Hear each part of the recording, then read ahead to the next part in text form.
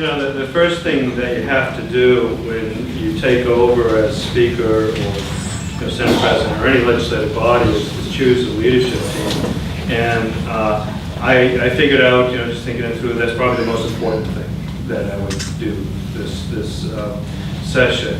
And choosing Pam Tucker as my Deputy Speaker was probably the best thing that I did. She's been such an asset. And Pam, I really appreciate your support. I appreciate you coming here today.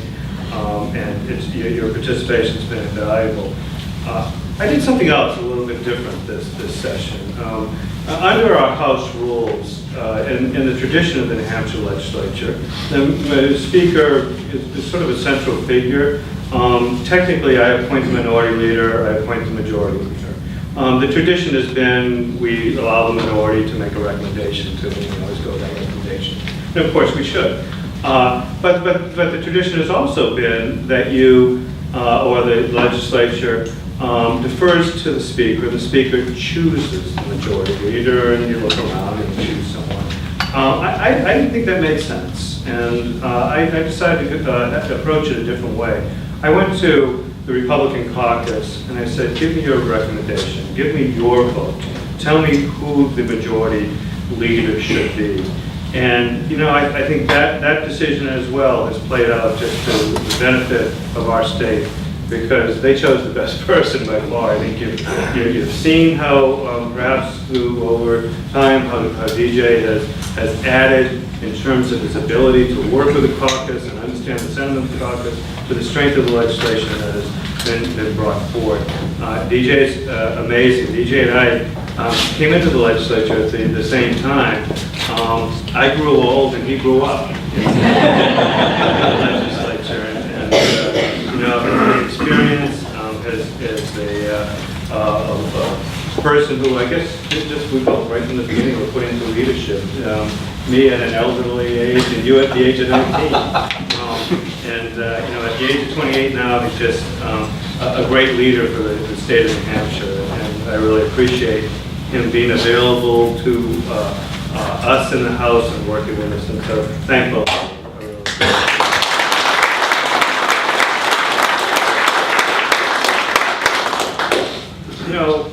One of the things that as we gathered together after the election and after it became clear that I was going to be Speaker, that we discussed among the transition team is that we were going to try to do something that was fairly remarkable. We were going to try to keep the promises that we'd made. We'd gone out and talked to the people of New Hampshire about how we were going to live within our means in this state, and how we were going to budget like a family does. Sit around a table, you figure out how much money you're going to have going forward, and then if you're doing it right, you make your spending decisions in line with that. And so we thought about, how do we go about doing this? And one of the ideas that we came up with, and it seems sort of straightforward to us, but in retrospect, found out it's really quite unusual, is we decided we would figure out how much money's coming in first before we figured out how much we want to spend. We actually went to the Ways and Means Committee, that is the committee that looks at all the revenue and the sources and estimates how much is going to come in. And we said, before we even get to the spending side of the equation, why don't you tell us how much money is going to come in? And they did, and they worked hard on it. They worked before we started our session. One of the first committees that I chose, the members of, was the Ways and Means Committee, because it's headed up by Representative Steve Stepanek, who's from Amherst, and he and his team work literally day and night, and I think we ought to be proud of the state representatives generally in New Hampshire, but specifically that group, because they work and with the agencies, and they came up with an estimate as Deputy Speaker Tucker told you, that at this point in a $10 billion budget is only off by 700,000 more revenue coming in than what we anticipated. That's 0.01% off. And so they did a great job, and we took that information. Here's the difference. We went to the House floor with a resolution, And we asked the House to join with us in committing the House of Representatives to not spending any more money than what they were estimating, because that was the way that we're going to keep our promise. And the House passed that resolution. And then we went to the Finance Committee and said, okay, now let's bring in all the agencies, let's bring in people, let's figure out how we go about spending that money in a way that addresses the core functions of government and also addresses the expectation and the dependencies of people who over time have become used to a robust government in their lives and assisting them. And in addition, we want to be decent. So there are some folks who are up against it, the elderly and the disabled, that just don't have economic possibilities as the rest of us do. We want to be decent with them. And so they came up with a budget that spent all the money we have. Now, we could have made a choice at that point to put money into the rainy day fund, but we knew that if we did that, and that's the point I'd like to get to at some point in our budgeting, but we knew if we did that the comeback would be, well, we had still $50 million left over. You should send it to me. And so what we decided to do is say, here's our take on the best way to spend the money that we have, and be honest with us if you don't like this budget, if you don't like a choice we made. And that's where sometimes the honesty isn't there, because we care about this budget. It's cruel. It cutbacks in this area and that area too much. And maybe it does. We don't think so, but maybe it does. But if you don't want us to cut back in that area or this area, where else do you want to cut back? Because there's only so much money. If we're going to spend more money on UNH, for example, then we need money from the program for development to disabled children. There has to be a give and take. Or how much more do you want to increase taxes? What new taxes do you want? Because we also made a commitment to the people of New Hampshire that was very important to us when we went out a year or so ago and we asked for your votes, that after over 100 new and increased taxes in the 4-year period that came out of the legislature, another 44 coming out of the bureaucracy, we're not going to increase taxes anymore. We're going to put new taxes in place. That we've done that enough. We should live within our means. So as you hear, now and going forward, how bad this budget is, how cruel this budget is, anyone who's asking you, saying that to you, they really owe you the follow-up of, here's where I go get the extra money. I want to tax it a little bit more. I want to take it out of this other program. Or they could do, what was done by the opposition in the last 4 years, take out the credit card and pay for it. Because that's what they did. They started bonding costs, the operating expenses, and pass a bond to pay for today's government, which, beyond just being financially irresponsible, there's some of us, and I'm included in those who think it's immoral, because we're asking our children to pay for the government we have today. When you pass a bond, you're saying, we're going to pay it off in the future. Now, a bond makes sense if you're going to put up a bridge, because our children are going to use that bridge. And it's okay to say, why don't you help, pay for this bridge that's going to be there for 50 years by helping us pay off a 30-year bond. It's not particularly right to say to our children, pay off this bond that allowed us to have a government in 2012. Pay it off for the next 30 years. That's immoral. We do that at the federal level, I understand, but we shouldn't do it. And we never did it in the last 4 years. At the state level, we chose not to do it. We also chose not to engage in any of the budgetary shenanigans that we saw over the last 4 years. I used to spend a lot of time down in Massachusetts. I practiced down there in the law firm and knew some of the folks down there. And they would, sell one piece of state property to another, from one agency to another. And they do all these sort of things. And you'd look at it and go, oh boy, that's just a crazy way to put together a budget. And then we saw it happen up here in New Hampshire. We saw a piece of Route 91 over in the Seacoast area be sold from the Highway Department to the Turnpike Department. And they said, oh, we've just discovered another couple $100 million worth of revenue. Let's spend it. And that's not the New Hampshire. That's not the way we conduct ourselves. And so what we did in putting, I think, a traditional budget together that says, here's how much we have to spend, we ended up reducing spending substantially. And it wasn't pleasant to do. Overall, we went from about $11.5 billion in spending down to $10.4 billion spending. That's a combination of federal and state funded spending. What's most important, though, is the state-funded spending, we reduced 17.6%. Now, the state-funded spending is where we come to all of you folks and we say, here's what we want to spend, you come up with the money.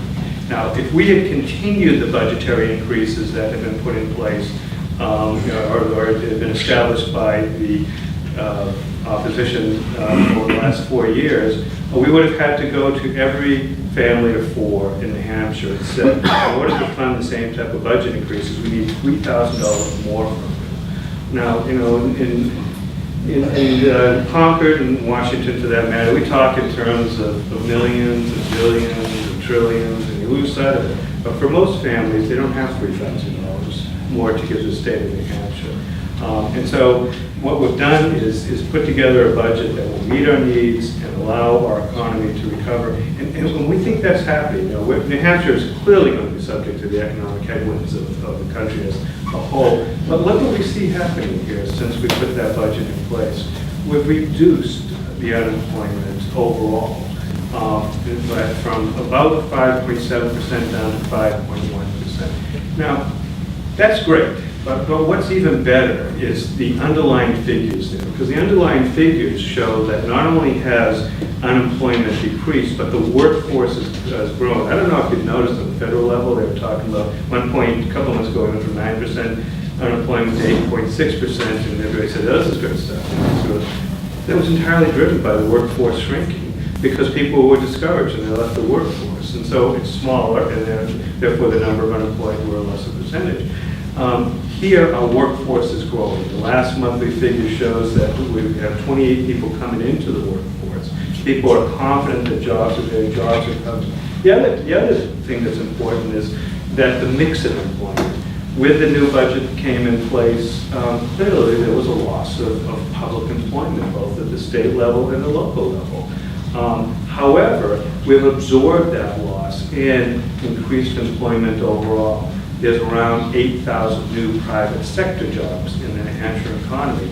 Those are the jobs that are are sustainable and add to the overall wealth of the state and the ability of people to live decent lives. So, you know, it's encouraging. We're heading in the right direction. You know, we see some businesses coming back in Terraces. It's coming up from Massachusetts with over 500 jobs. They announced that last week. We are doing our best through budget and through deregulation or smart regulation to make this a better state to live in. You know, as Representative Tucker mentioned, we have 43 bills that have already passed that in big ways and small have reduced regulation. One of my favorite ones is, and this is the type of regulatory reform that we're looking towards, is one that tells the Department of Labor, when you go in and you audit a company or there's a complaint, you go into a company, and you just find a paper violation, a technical violation that doesn't have to do with health or safety, warn them first. Warn means educate them first. You know, if they don't have the poster on the wall, or there isn't a form in a file, no one's being hurt, but, you know, it's the law.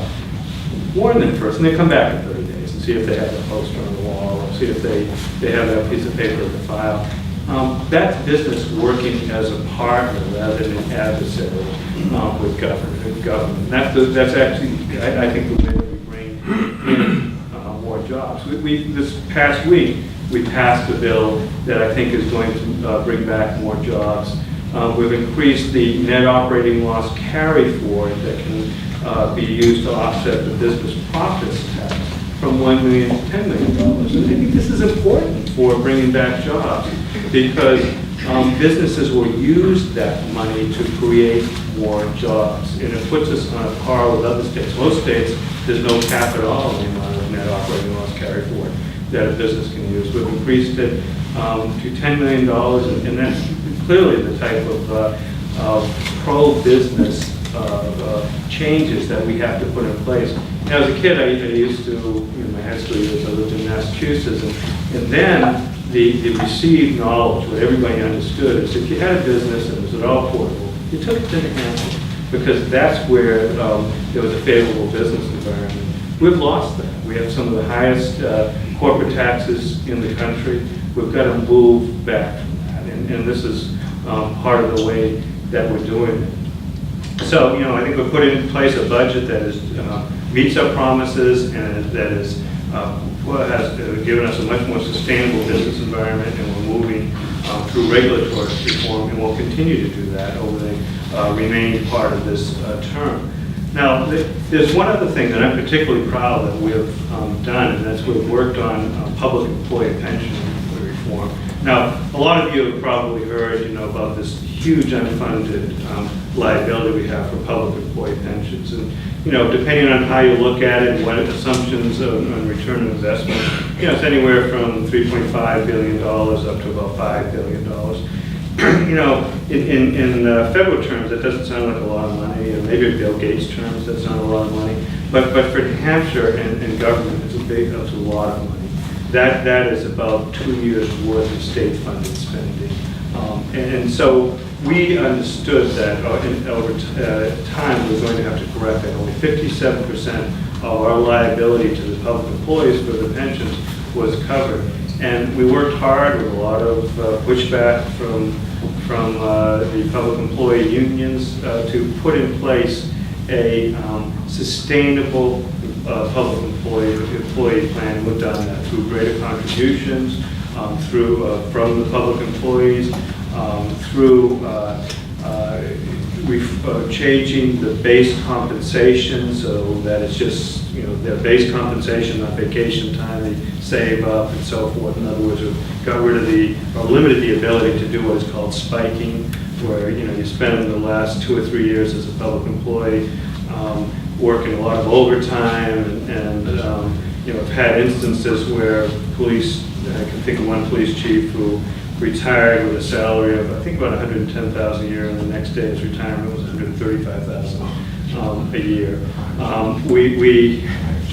Was it fire chief? Would you know, Jack? Was that in the yeah, I'm not thinking of fire chief. I'm actually thinking of somebody else. Yes. But there's too many examples. There really are too many examples. One of the things that we've changed is a definition of what part-time work is in the retirement system, because we're having Group 2 employees, so the emergency employees, fire folks, and police, and they used to be able to retire if they reached the age of 45 and had at least 20 years service, and they could retire.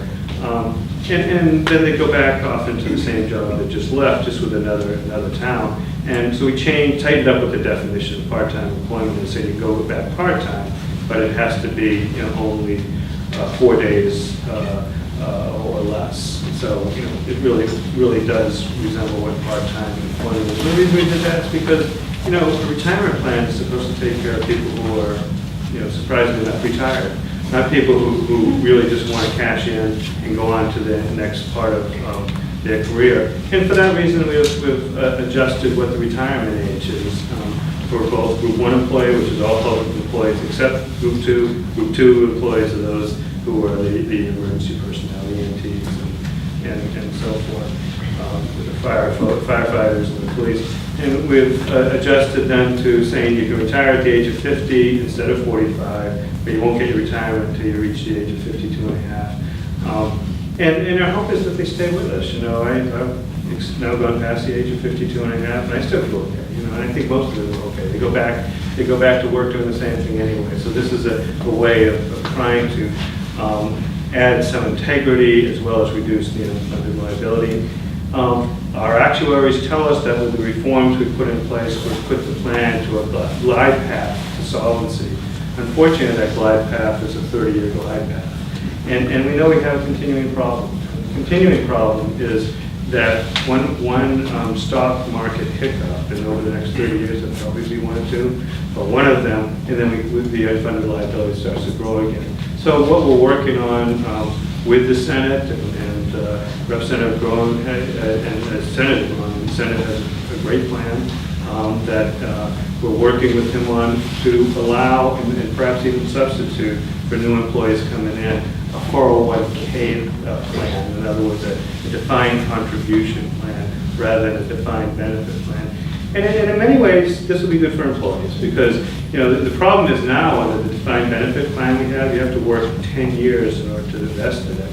Whereas, all of us know most of us have a 401k plan at one point in our career. You can take it with you. You put money into it, you can take it with you. But the 401k plan never has an unfunded liability. It's just what goes in there is in there and stays in there. So, you know, we're working on that as well. We're working on regulatory reform. We have a lot of work to do. Representative Tucker talked about redistricting. There's going to be a substantial debate over that. It's an unusual situation in New Hampshire. We kind of looked around to see what resources were out there nationally to help us redistrict, and we are so idiosyncratic here in how we set up districts, just in terms of the number of districts we have and the constraints we put on it, that it really has to be a homegrown effort. And I think we've come up with some fairly good solutions. We're working with representatives on it, trying to make sure that it respects local sensibilities, you know, trying to the best we can if the town is with another town in an SAU to have districts that match those SAU participants. But in the end, you know, it is so complicated that we have to spend most of our efforts just satisfying the constitutional restrictions. The constitutional restrictions start off with one person, one vote. We have to make districts proportional. And federal case law says proportional means you can't have more than a 10% overall deviation from the whole state, no more than 5% under, 5% below. Put that in place, then we have a 2006 constitutional amendment that says every town that should get a district shall be given a district, and so many districts as it has, unless it prevents another town from having its own dedicated district. And you put that in place, and then we have a tradition in New Hampshire of not having our state representative districts cross county lines, because although it's not constitutionally required, our state representatives from each county function as what we call the county delegation, which is really the legislature for that county. And so if you had a district that bridged, you know, county line, what county are they, you know, in the legislature for? And so, you know, we have to do that as well.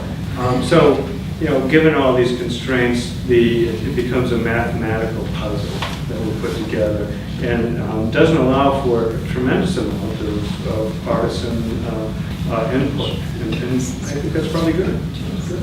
And so, you know, our effort is to get we think the spirit of the 2006 amendment was to give us as many small districts as we can. And for example, in the district I represent, it will go down from 5 towns down to 2 towns. This district now has New Boston, Mount Vernon, Lime Grove, Temple, and Wilton in it.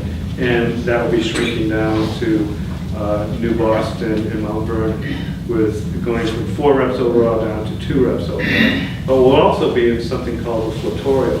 And New Hampshire is the only state in the country that has flotorial legislative districts. And flotorials are just like it sounds. It's a district that floats over other districts. And it's a way of soaking up excess population who wouldn't otherwise be represented. So even with Mount Vernon and Boston together, there's still some excess population. So the proposal we have now would be to put it into a flotorial that would go from New Boston, Mount Vernon, Milford, tell me all this, Jack. Hollis. Did I pick up Brookline? Milford, no, it won't include Brookline. It's Hollis, Milford, New Boston? No, New Boston. And Mount Vernon. Mount Vernon, yeah. Jack just represents Brookline. So, you know, it's the overall plan looks a little bit unusual, but it is basically the mathematical solution to some really substantial and hard, fast constitutional review. A couple of things I did want to mention to you. One thing I'd like to hand out to you is a editorial on January 1st that the union leaders sent out. You can hand it around. The House of Representatives is really proud of that editorial because it said the political achievement of last year was the budget. And a lot of shouting, a lot of noise, and so forth. But I think it shows and it describes exactly what we did. And I think it indicates the quality of the representation that you folks have in Concord. There's another thing that I'd like to hand out if I could. And those are some business cards. And let me tell you what these business cards are. You know, I go and talk with a lot of groups. You know, at some point I'm up to the, you know, I'll talk to the groups 3 or 4 nights a week. And often when I'm talking with them, they'll say, well, why didn't we know that? Why didn't we know what was in the budget? Why don't we have this information? And, you know, there's a certain amount of frustration. Partly it is because, you know, talking about budgetary issues is not as interesting as talking about if you're in the newspaper about bills or you know, some of the other acrimonious stuff or stuff that engenders a lot of emotion, you know, even though I think in the end it's more important. And so one of the result of that is we sat back and thought, how can we get out there with information? How can we let people know what's going on? How can we have a two-way conversation with people that's ongoing? And so, you know, the internet there, we put together a website that we call Conquered Fact Check. And the reason we call it Conquered Fact Check is because we look at some of these editorials that come out and you go, boy, that just doesn't represent reality. That just isn't true. That needs to be fact-checked. And so we put together a website that does just that. What I want to do is hand out these business forms. And if you have, and there's some more up the table here, if you have any questions, and you want to know kind of the specific information, the background information, you can go to conquerfactcheck.com. If you want to, you can join it as a Twitter account, a Facebook account. You can become a Facebook friend or a Twitter tweet. I don't know what. You know, the other important aspect of it is you can ask questions. You can ask us questions if you hear something. If somebody says, for example, all the employees in the hospital are being laid off, or we've had huge layoffs because of the budget, you can say, well, what's going on? Can you put some information out there? Can you give me some feedback? And we'll put it online. We'll put the question online and let you know what the facts. By the way, the fact of that question is that since the budget went in place, the overall employment in hospitals has gone up by 200 employees. All this information that has come out about, you know, big layoffs and so forth, overall actual employment is up.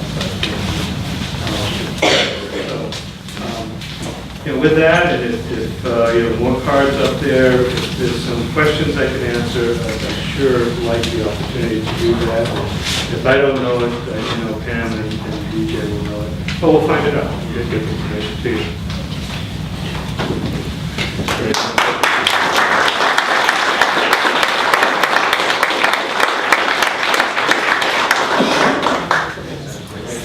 Great job.